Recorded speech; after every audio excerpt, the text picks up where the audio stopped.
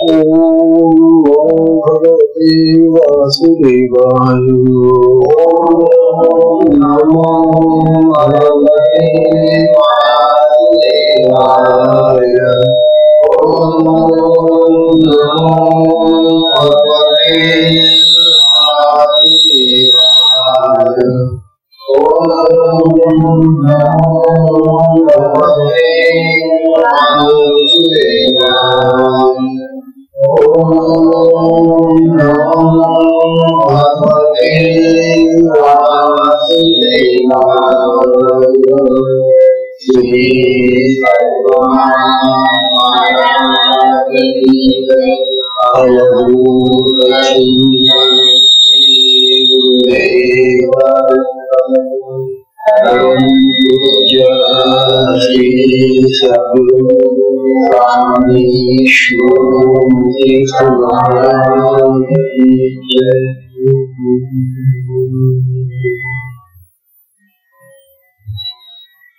ओम नारायणं पद्मभवं विशिष्टं शक्तिचक्रपुत्रपराशरं च व्यासं शुकं गौडपदं महान्तं योगीन्द्रमथशिष्यं श्रीशङ्कराचार्यमथस्य पद्मपादं च हस्तामलकं च शिष्यम् तन्त्रोऽङ्कतं वारमण्यान् अस्मद्गुरुं सन्ततमावतु।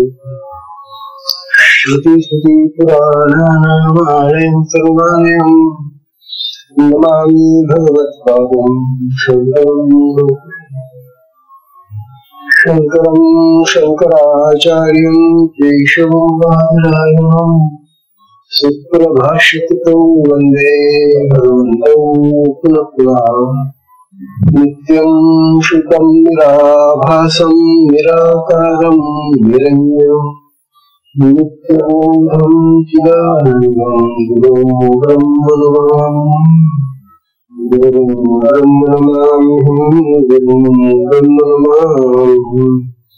ईश्वरो गुरुरात्मेति मूर्तिभेदं भवामि। व्योमवद्व्याप्तदेहाय दक्षिणामूर्तये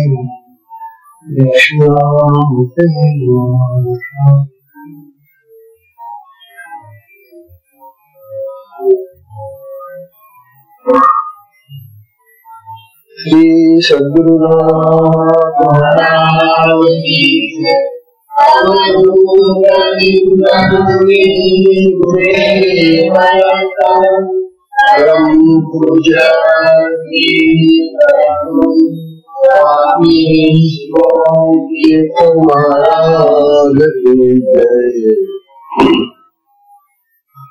परम पूज्य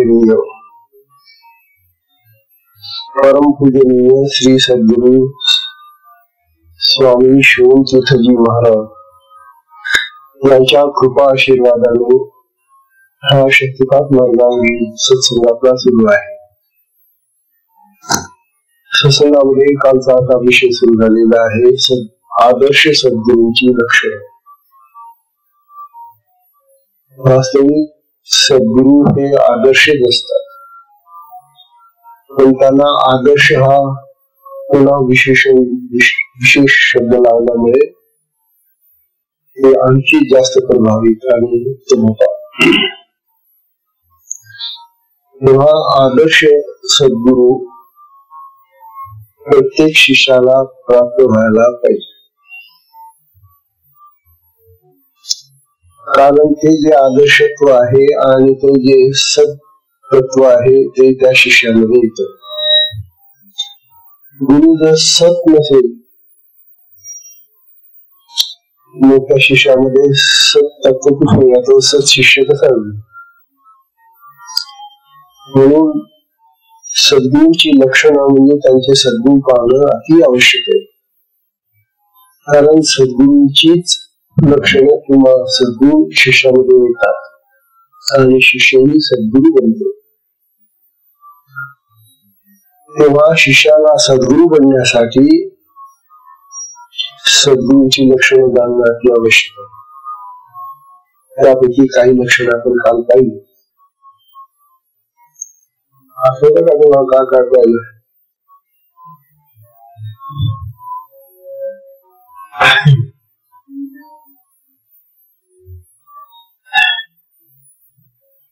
सद्गुरु हे गुरु तत्व आहे आणि तत्व म्हटलं म्हणजे ते ब्रह्मस्वरूप आहे. तेव्हा सद्गुरु हे परब्रह्मस्वरूप असतात, आत्मस्वरूप असतात. त्यांनाही देह असतो, परंतु प्रत्येकाचा देह आणि सद्गुरूचा देह याच्यामध्ये फरक हा आहे की सद्गुरूंच्या शरीरामध्ये त्यांच्या सद्गुरूंनी दिलेली जी जागृत शक्ती आहे ती इतरांचं कल्याण करण्यासाठी ते वापरत असतात.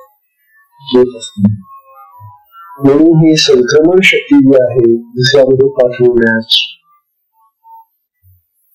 ही शक्ती सद्गुरूमध्ये असते. म्हणून सद्गुरूमध्ये संक्रमण शक्तीयुक्त सद्गुरू असतात. शक्तीच जगाची निर्मिती, जगाचं पालन पोषण आणि जगाचा सन्मान करण्याची आहे. त्यामुळे ही जी शक्ती आहे ती एकच आहे, ती सर्व ठिकाणी सगळ्या काळात वेगळ्या प्रकारे कार्य करत आहे. तेव्हा त्या परब्रह्म स्वरूपामध्ये असलेल्या सद्गुरूंना ही जी अफाट सात्विक शक्ती जिला कुंडलिनी असं नाव देतो किंवा आत्मशक्ती असं नाव देतो, ही आत्मशक्ती सद्गुरूंच्या जवळ असल्यामुळे ते आपल्या शिष्यांना आत्मज्ञानाकडे नेतात. त्या प्रपंचाच्या पसाऱ्यातून त्यांना बाहेर येतात आणि त्यांना अध्यात्माच्या मार्गाला लावतात.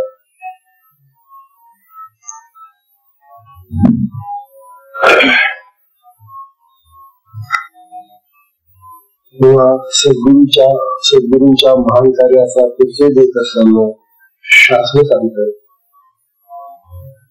की जो परंपरेने प्राप्त झालेला सन्मार्ग दाखवण्यास, जो परंपरेने प्राप्त झालेला सन्मार्ग दाखवण्यास अत्यंत समर्थ असतो, तो वास्तविक सद्गुरू होण्यास प्राप्त आहे. आत्मस्वरूपाचे म्हणजे आत्मविश्रांतीचे अचूक मार्गदर्शन करण्याचे सामर्थ्य सद्गुरूंमध्ये असते. हे सन्मार्गाचं दर्शन म्हणजे सद्गुरूची कृपा आहे. हे जे मार्गदर्शन करतात ती त्यांची कृपा शक्ती, ती त्यांची जागृत शक्ती शिष्याला देऊन ते करतात. कृपा प्रसाद काय घडलं काल काय होतं, तो गुरुगीतेचा श्लोक आपण पाहिला होता 110. ही सद्गुरूची कृपा शक्ती काय करू शकते, त्यामुळे गुरु कृपा प्रसादेन आत्मारामं निरीक्षय. गुरु कृपेनं, गुरुच्या या शक्तीनं शिष्यही आपल्या आत्मारामाला जाणू शकतो, पाहू शकतो, निरीक्षय. म्हणून या गुरुमार्गाने अनेन गुरुमार्गेण स्वात्मज्ञानम प्रविष्टते. म्हणून या गुरुमार्गाने प्रत्येक साधक आपल्या आत्म्यामध्ये प्रविष्ट होतो, आत्मस्वरूपात जातो. तेव्हा आत्मस्वरूपामध्ये प्रविष्ट करण्यासाठी गुरुची किती आवश्यकता आहे, गुरुची कृपा किती महत्वाची आहे, हे या श्लोकातून दाखवलेलं आहे.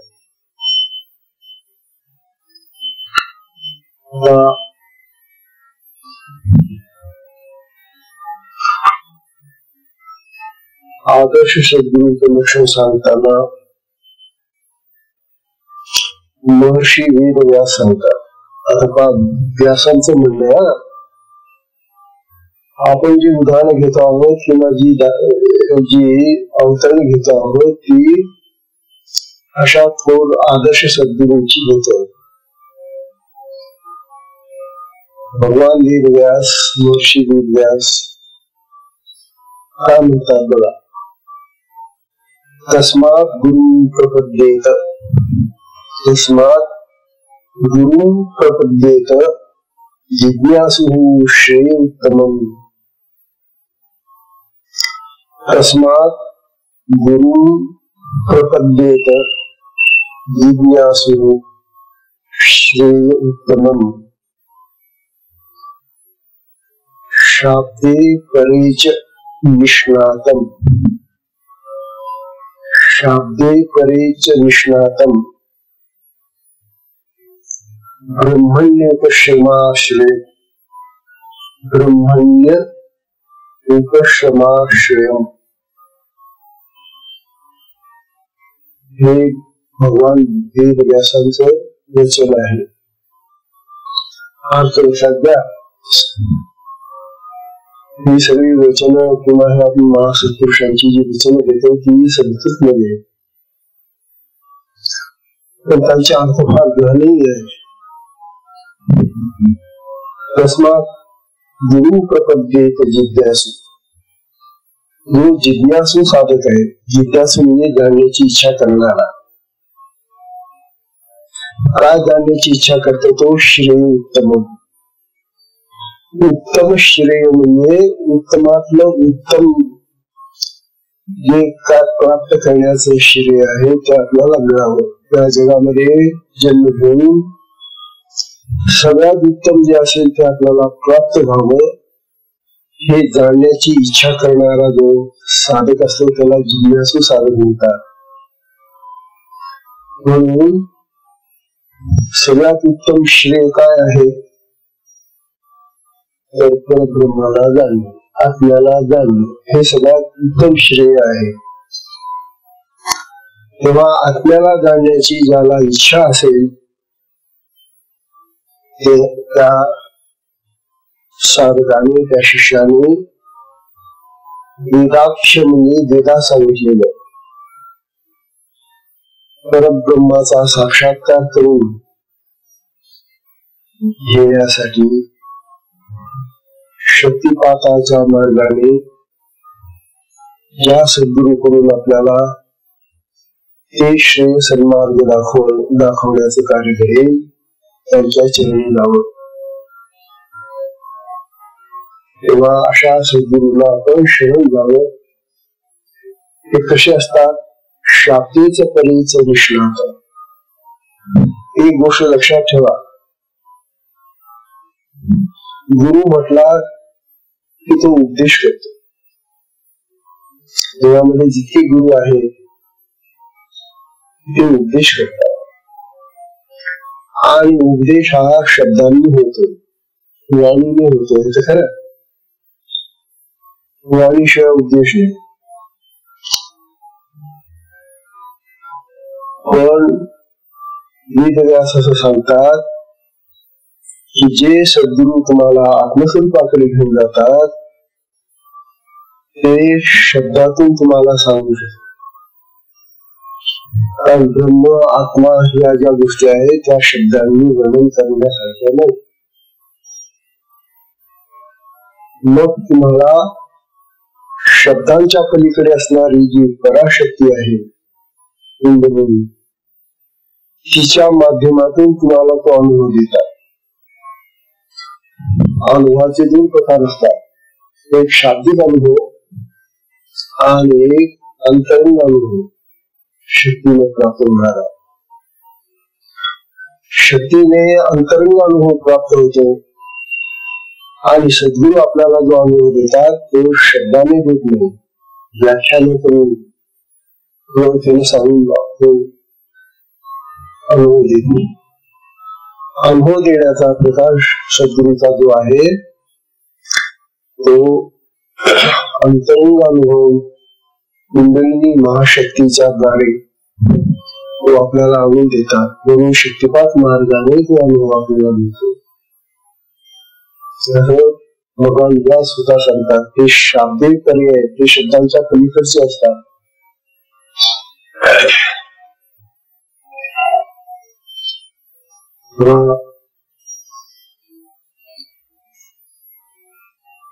अनुभूतीची प्राप्ती करून देणं हे सद्गुरूंचं महान काम आहे.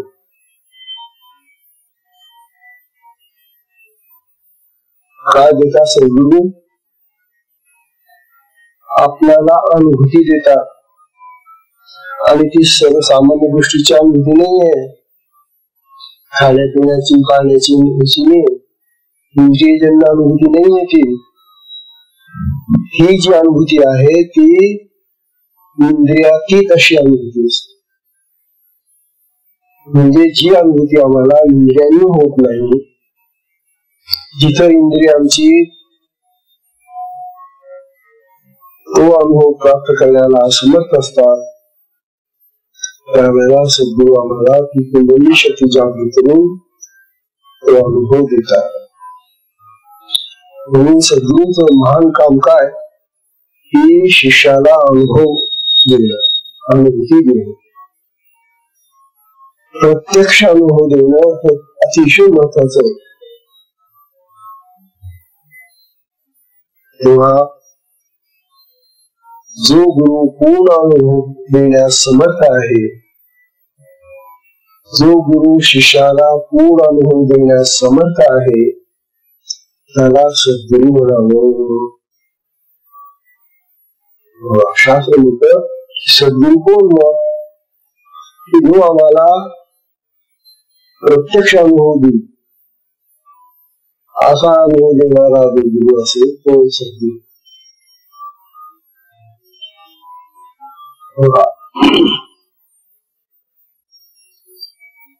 कारण या जगामध्ये अनुभव तर अनंत आहेत, अनंत प्रकारचे अनुभव आहेत, अनेक प्रकारचे अनुभव आहेत. परंतु हा जो अनुभव गुरु देतात तो अनुभव इतर देऊ शकत नाही. इतर जगातले जे अन्य गुरु आहेत तेही अनुभव देतात तुम्हाला, परंतु ते लौकिक अनुभव देतात, विषयांचे अनुभव देतात, इंद्रियजन्य विषय जे आहेत त्यांचे अनुभव देतात. और सद्गुरू जे असतात ते तुम्हाला इंद्रियातीत अनुभव देतात. हा इंद्रियातीत अनुभव म्हणजे आत्मानुभव किंवा आत्मशक्तीचा अनुभव आहे. म्हणून सद्गुरूंचं श्रेष्ठत्व यात आहे की ते असा अनुभव देतात तुम्हाला की जो इतर जगामध्ये तसा कोणी देऊ शकत नाही. कारण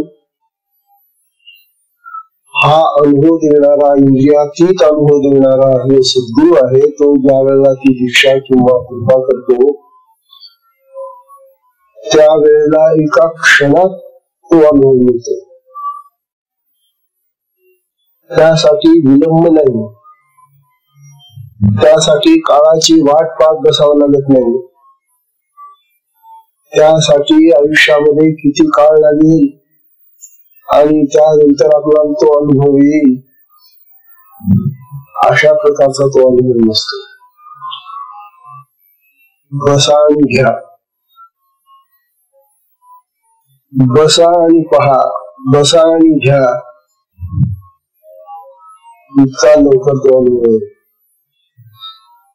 जसं खायला बसलं की चटकन अनुभव येतो तुम्ही जेवणाचा, वेळ लागतो. जेवायला बसलो, पाठात बसलो, ताटाने पुढं घास घेतला हातामध्ये, चटकन आपल्याला तो तोंडात टाकून अनुभव येतो ना. तसं जेवण आहे हे, जसं कारण तो सिद्ध अनुभव आहे, सिद्ध अन्नाचा अनुभव आहे. म्हणजे दुसऱ्यांनी तयार करून आणतो वाढलेले आपल्याला, त्याला सिद्ध अन्न म्हणतात. तयार करून वाढलेल्या अन्नाचा आम्हाला जसा तत्काळ अनुभव येतो तसे सद्गुरू काय करतात, आधीच तयार करून ठेवलेला हा जो साधन मार्ग आहे, हा मार्ग आमच्या पूर्वजांनी, आमच्या गुरुंनी तयार करून ठेवलेला आधी आमच्यासाठी. हा गुरु परंपरेने चालत आलेला असतो. तेव्हा ह्या गुरु परंपरेने चालत आलेला हा तयार झालेला अनुभव सिद्ध अनुभव म्हणतात, म्हणून याला सिद्धयोग म्हणतात. बरं, तेव्हा हा सिद्धयोगाचा अनुभव जे गुरु देतात ते खरे सद्गुरु आहे.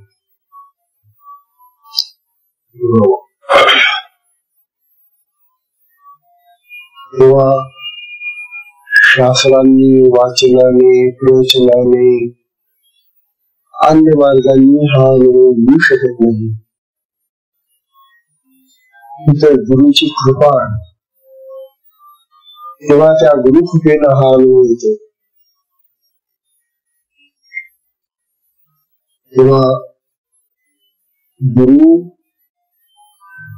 आत्मस्वरूपाचा अनुभव कुंडलिनी महाशक्तीने देतात, म्हणून ते देवस्वरूप असतात, ईश्वर स्वरूप असतात, ब्रह्मस्वरूप असतात, आत्मस्वरूप असतात असं शास्त्र सांगतं. आणि मग असे जे सद्गुरू असतात त्या सद्गुरूच्या कृपेनं किंवा त्यांच्या त्या दिशेनं त्या शिष्याचं जे अज्ञान आहे, जे मन आहे, जे विकार आहे, जे त्रिगुण आहे, ते फार नष्ट होतात आणि मग शिष्याची चित्तभूमी अगदी शुद्ध करतात. तेव्हा शिष्याला मुक्ती देणारा सद्गुरू स्वतः पूर्णपणे आत्मज्ञानी असावा लागतो. गुरु जर आत्मज्ञानी नसेल तर तो दुसऱ्याला काय आत्मज्ञान देणं, कशी शक्ती देतो? म्हणून आत्मज्ञानी गुरुच दुसऱ्याला आत्मज्ञानाकडे नेऊ शकतो, त्यांची ती शक्ती त्याला आत्मज्ञानाकडे नेऊ शकते. त्याचे ब्रह्मज्ञान शुद्ध असते. आत्मज्ञान आणि ब्रह्मज्ञान एकच गोष्ट आहे. हे जे ब्रह्मज्ञान आहे, आत्मज्ञान आहे अनुभवयुक्त, हे अनुभवयुक्त ब्रह्मज्ञान किंवा आत्मज्ञान त्या दीक्षा विधीने, जागृतीने त्या शिष्याला प्राप्त करून सद्गुरू देतात. आणि म्हणून सद्गुरूंचं जे स्वरूप आहे ते अद्वैताचं स्वरूप आहे. ते द्वैतात्मक, गुरु वेगळा आणि शिष्य वेगळा असा राहत नाही. गुरुला अशी जेव्हा साधना प्राप्त झाली तेव्हा ते गुरुही त्या सद्गुरूशी एकरूप होऊन जातात. आणि म्हणून असे जे सद्गुरू दुसऱ्या शिष्याला दीक्षा देतात त्यावेळी त्याला ते आपल्या स्वरूपाशी एकरूप करण्याचा प्रयत्न करत असतात. म्हणून एक गोष्ट लक्षात ठेवा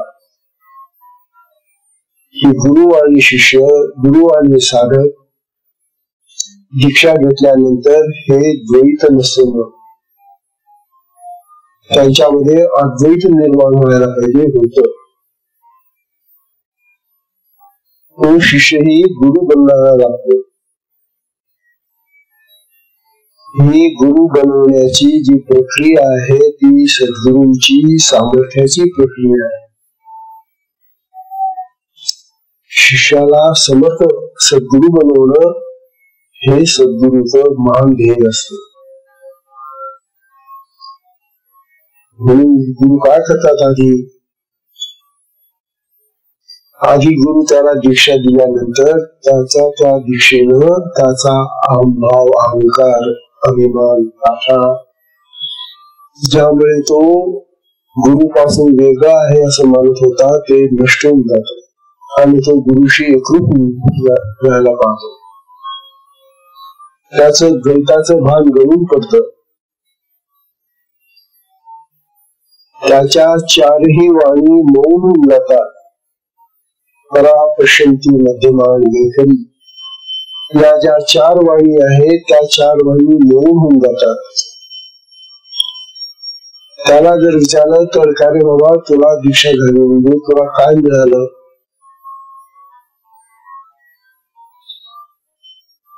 काय सांगतो? दीक्षा म्हणजे काही खाऊ थोडं दिलेलं आहे, त्याला प्रसाद दिलाय का? तेव्हा दीक्षेमध्ये त्याला काय मिळालं असं जर साधकाला किंवा त्या शिष्याला कोणी विचारलं, शिष्याला सांगता येत नाही. काय सांगणार तुम्हाला काय मिळालं? कारण हा जो मिळण्याचा प्रकार आहे हा जगातल्या मिळण्याच्या प्रकारासारखा नाहीये. हा प्रकारच भिन्न आहे. मिळालं तर आहे परंतु सांगता येत नाही काय मिळालं. म्हणून हे जे सद्गुरूंचं देणं आहे ते देणं वर्णन करता येत नाही. आणि त्या मार्गाचं जे आनंद घेण्याचं सामर्थ्य आहे त्याचंही वर्णन करता येत नाही. तो साधक त्या ठिकाणी द्रष्टाभाव धरून पाहत असतो आपल्या क्रियांना. तिथं त्याचा अहंभाव समाप्त होऊन गेलेला असतो. द्रष्टाभाव येणं हे साधनेचं प्रमुख अंग आहे आपल्या. तेव्हा त्याची इंद्रिय तटस्थ होऊन जातात त्या साधकाची. त्यावेळेला त्याचा देहभाव अहंभाव गळून पडतो. अशा सद्गुरूंना शिष्याला तो अनुभव देण्यासाठी बोलावं लागत नाही, बोलण्याची गरजच नसते इथं. तेव्हा शक्तिपाताने शिष्याला शक्ती जागृतीचा अनुभव देऊन त्याचा भ्रम, त्याचा संशय, त्याचं अज्ञान नाहीसं करण्याचं कार्य शक्ती करणार. शक्तीला केवढं काम आहे आपल्या. गुरु जेव्हा दीक्षा देतात तेव्हा त्या दीक्षेने त्या शिष्याला प्राप्त होणारी ही जी गोष्ट आहे की त्याच्या चित्तामध्ये घडलेलं जे गुरुचं आहे, संशय गेलेला असतात, अज्ञान गेलेलं असतं, संभ्रम झालेला असतो, नाना प्रकार असतात, हे सगळं काढून टाकण्याचं कार्य शक्ती करते. त्याच्या चित्ताची पूर्ण शुद्धी करण्याचं कार्य शक्तीला करावं. आणि जशी चित्तशुद्धी होत जाते, जशी जशी चित्तशुद्धी होत जाते तसा त्या साधकाचा दीक्षेपूर्वीचा आणि दीक्षेनंतरचा व्यवहार बदल करतो.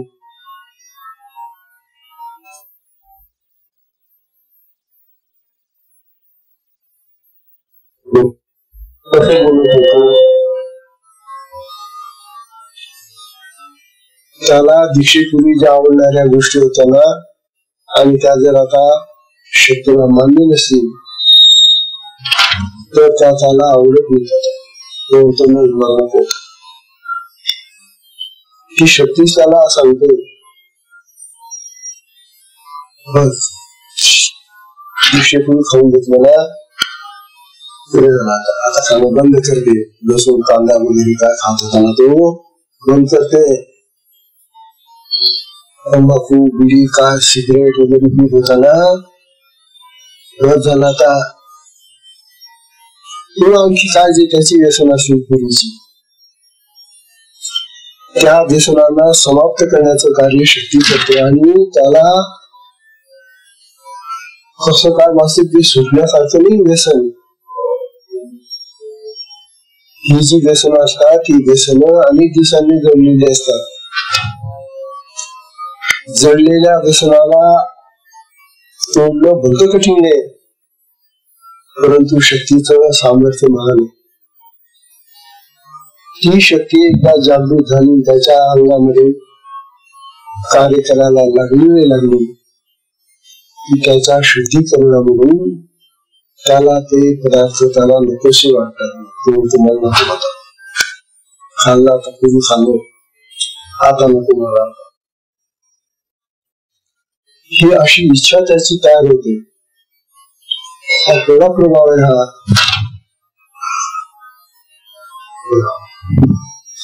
म्हणून साधकाच्या आचरणामध्ये बदल होतो. दीक्षेपूर्वी जो जसा वागत होता त्यापेक्षा आता तो चांगल्या तऱ्हेने बोलू लागला, वागू लागला. आचरणामध्ये सात्विकता येते, रजोगुण आणि तमोगुण त्याचे कमी जातात, आचरण बदलत जाते. समर्थ रामदास स्वामी सांगतात आता त्यांच्या अभंगामध्ये. आता ही उदाहरणं आपल्याला घ्यावीच लागणार, कारण आपण जे बोलतो आहोत ना याला कुठेतरी प्रत्यक्ष पुरावा पाहिजे की नाही. तुम्ही माझे तुमच्या मनात सांगून राहिले नाही, म्हणून ही उदाहरणं घ्यावी लागतात. बघा, जेथे शुद्ध ब्रह्मज्ञान, जेथे शुद्ध ब्रह्मज्ञान आणि स्थूल क्रियेचे साधन आणि स्थूल क्रियेचे साधन तोची सद्गुरु विधान दाखवी डोळा, तोच सद्गुरु विधान दाखवी डोळा. तो सद्गुरु विधान म्हणजे साठा दाखवतो. कशाचा साठा दाखवतो? शुद्ध ब्रह्मज्ञानाचा, आत्मज्ञानाचा. आणि कशाने दाखवतो? स्थूल क्रियांनी. क्रिया ज्या होतात आपल्या शरीरामध्ये त्या देहाच्या होतात ना, त्या स्थूल क्रिया असतात, म्हणजे देहाच्या क्रिया, आणि परिणाम मात्र वेगळा, सूक्ष्म. हे आश्चर्य आणखी. तेव्हा देहाच्या स्थूल क्रियांनी ब्रह्मज्ञानाचा खजिना प्राप्त करून देण्याचं कार्य सद्गुरु करतात, असं समर्थ रामदास स्वामी सांगून राहिले. बरं, ते काय म्हणतात? सद्गुरु कृपेचे बळे, सद्गुरु कृपेचे बळे अपरोक्ष ज्ञानाचे उसाळे. त्याला अपरोक्ष ज्ञानाचा उमाळा उसाळा येतो. माये सहित ब्रह्मांड सगळे दृष्टीस नये. ही जी माया पसरलेली जगाची, हे सगळं ब्रह्मांड जे आहे मायेने भरलेलं, ते त्याला दिसत नाही का. या अंतर्शुद्धीनं त्याचा बाहेरचा सुद्धा जो देखावा आहे तोही बदलून जातो. त्याला अपरोक्ष असे ज्ञानाची उसाळ येतात. अपरोक्ष ज्ञान म्हणजे जे आतून येते ते. बघा, समर्थांनी एक उदाहरण घेतलेले, उदाहरण फार मजेशीर आहे, ते सगळ्यांना समजणार उदाहरण आहे. भांडार गृहे भरली. तुमच्या घरामध्ये भांडार भरलेले म्हणजे खूप साहित्य भरलेले. भांडार गृहे भरली, करी असती करसली, परंतु त्यांना कडी लावून कुलूप लावून बंद करून ठेवलेलं ते साहित्य. भांडार भरलेले घरामध्ये, परंतु काय झालं, ज्या खोली तुम्ही तो सामान ठेवलेला त्या खोलीला तुम्ही बंद करून ठेवता.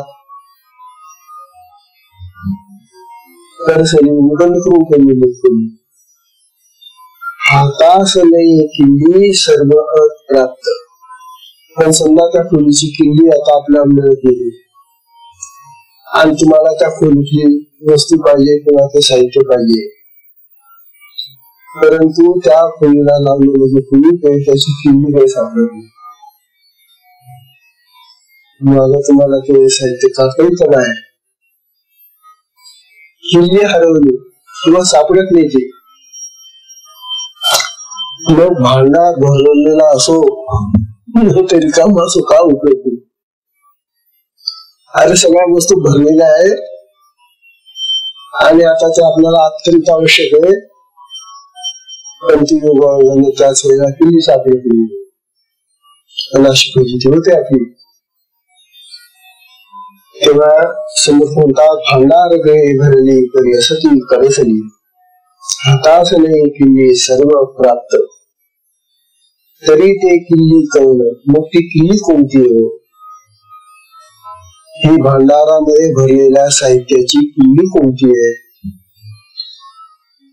तरी ते किल्ली कळणं मन करावी निरूपण ऐसा श्रोता कसे पूर्ण भक्त्याशी. तेव्हा श्रोता जो आहे तो विचारतो. श्रोता म्हणजे ऐकणारा. जे सांगून राहिले त्यांना तो विचारतो प्रभू महाराज मग ही जी किल्ली हरवली ती कोण कसली किल्ली हरवली ती? ऐसा श्रोता कसे पूर्ण भक्त्याशी. सद्गुरु कृपा हेची किल्ली. कोणती किल्ली आहे तिची? सद्गुरु कृपा हेची किल्ली जेणे बुद्धी प्रकाशली द्वैत कपाटे उघडली एक सरा. ही द्वैताची कपाट भराभर उघडून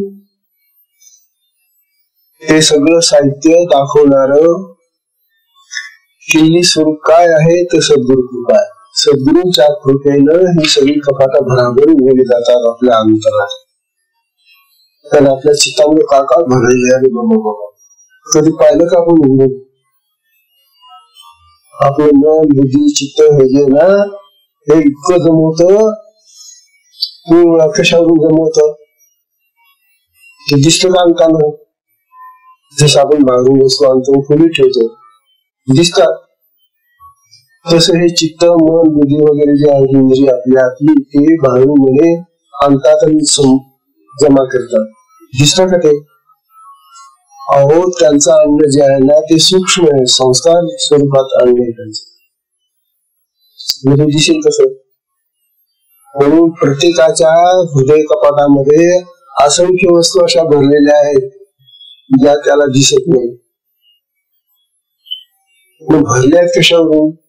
त्यांची तुम्हाला स्मरण होतात आठवण येतात. तुम्हाला स्मरण का होतात? मग मागच्या गोष्टीची आठवणी का बरं येतात? कारण तुम्ही भरलेले नाही.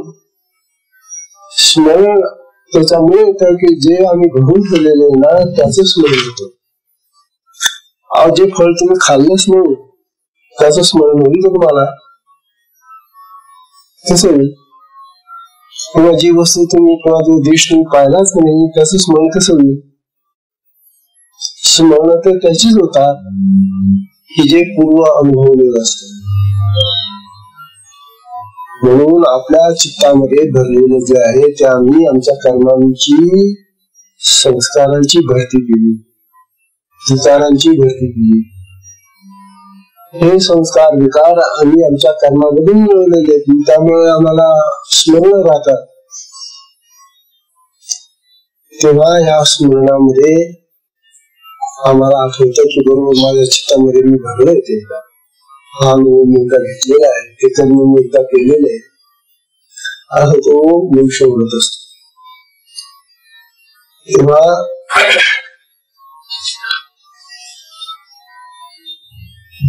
असं हे जे हृदय रूपी कपाट आहे आपलं साहित्याने भरलेलं अनेक संस्कार विकारांनी भरलेलं कपाट आहे. या कपाटाला उघडण्याची जी किल्ली आहे ती सद्गुरु कृपा आहे. सद्गुरु कृपेनं दीक्षेनं ते हृदय रूपी कपाट उघडलं जातं. म्हणजे ती शक्ती त्या ठिकाणी जाऊन तिथे सगळे जे जे आहेत विकार संस्कार वगैरे त्यांना पकडून बाहेर फेकते. जे नकोस आहे शक्तीला ते सगळं बाहेर फेकून देते. आणि आपल्या अंतकरणाची शुद्धी करतो, तेव्हा सद्गुरु किल्ली म्हणजे सद्गुरूंची कृपा आहे, कृपा किल्ली आहे. बरं, द्वैत कपाटे उघडली कसारा. तेव्हा आपल्या कपाटाची किल्ली जर हरवली असेल, आपली किल्ली हरवणं शक्यच नाही. आता आपण पक्की बांधून ठेवलेली आहे ती. पण अजून असे काही साधक आहे की ज्यांची किल्ली हरवून जाते, त्यांना आठवण येत नाही साधना करण्याची. ज्या साधकांना साधनेचीच आठवण येत नाही, त्यांची किल्ली हरवणार नाही तर काय होणार नाही. म्हणून बाबांनो, ती किल्ली जपून ठेवा. ती जपून ठेवण्यासाठी दररोज साधना करा, तरच तुझी शक्ती तिथे जाऊन काम करेल ना. तेव्हा सद्गुरु काय करतात आणि कसे असतात त्याच्या संबंधीचा हा प्रकार अवर्णनीय आहे. आता गुरु शब्दाची व्याख्या केलेली. गुरु म्हणजे काय? जशी गुरु गीतेतही ती केलेली आहे, तशी आणखी एक दुसरा ग्रंथ आहे, महेश्वर माहेश्वरी संवाद असा एक ग्रंथ आहे. हा जसा गुरुगीता ग्रंथ आहे ना, भगवान शंकर आणि माता पार्वती यांचा संवाद आहे. तसा त्या ठिकाणी महेश्वर म्हणजे भगवान शंकर आणि माहेश्वरी म्हणजे पार्वती, तिचं नाव बदललेली आहे. पण असा तो ग्रंथ आहे, त्यामध्ये भगवान महेश्वरांनी माहेश्वरीला उपदेश केलेला आहे. हा उपदेश सुद्धा फार उत्तम आहे. जसा गुरुगीतेचा उपदेश आहे ना, तसा जवळजवळ तो उपदेश आहे. बघा आता त्या माहेश्वरी संवादातला हा उतारा बघा असा. हा आपल्या गुरुगीतेमध्ये आलेला हा भाग थोडासा. गुरु शब्दाची व्याख्या काय? गुरु म्हणजे काय हे बा आधी एक गोष्ट लक्षात ठेवा. ग गला उकार गु, र रला उकार रु, असा गु रु दोन शब्दांनी दोन अक्षरांनी गुरु शब्द बनतो. याच्या उलट शब्द कोणता माहिती का? गुरुच्या उलट. अरे तुम्ही मराठी शिकलेत ना, जेव्हा आपण त्या ठिकाणी गुरु आणि लघु, लघु गुरु आणि लघु, गुरुची आडवी रेघ असते, लघुची चंद्रासारखी, लघु गुरु ह्यासाठी ती वृत्त ठरवण्यासाठी. वृत्त जर कोणतरी वाचले का ठीक आहे, नाही. तेव्हा गुरु आणि लघु असे दोन शब्द येते. तेव्हा गुरु शब्दाचा उलट काय? लघु. लघु म्हणजे लहान आणि गुरु म्हणजे मोठा. स्वागत झालं ना. तर गुरु शब्दाचाच अर्थ मोठा आहे, पण नुसता मोठा नाही. कशाने मोठा ते आता भगवान महेश्वर माहेश्वरीला सांगून झाले. अगं गुरु शब्दाचा अर्थ मोठा मोठा म्हणतात, पण तो मोठा कशाने झाला बघ. मुकारस्तंधकारश्य ऋकारस्तेज उच्यते, गीतेतला तोच आहे. तसाच हा गुरु शब्दातला गुरु शब्द आहे ना, गु अक्षरीने, हे अंधकाराचं प्रतीक आहे. गुकार हा अंधकार दाखवतो